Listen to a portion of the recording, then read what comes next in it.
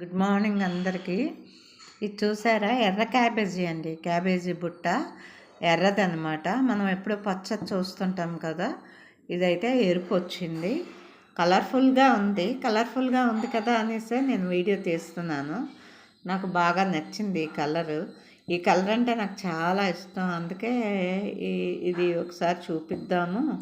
ఇది అందరికీ తెలుస్తుంది, కానీ మన వీడియోలో ఒక వీడియో ఉంటుంది కదా అనేసి తీస్తున్నాను అనమాట వీడియో. చూడండి, ఇలా తీస్తుంటే చూడండి, వైలెట్ కలర్. వీడియో నేనే లెఫ్ట్ హ్యాండ్తో తీస్తున్నాను, రైట్ హ్యాండ్తో ఇది ఓపెన్ చేస్తున్నాను అన్నమాట. ఇలాగా తీయాలి. తీస్తే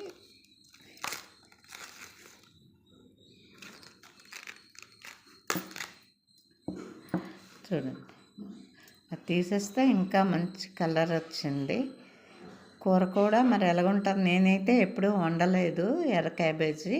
ఎప్పుడు పచ్చ క్యాబేజీతోనే కూర శనగపప్పు వేసి చేస్తాను. ఈరోజు ఎర్ర క్యాబేజీ దొరికింది, చాలా తక్కువ రేట్ కూడా పడింది.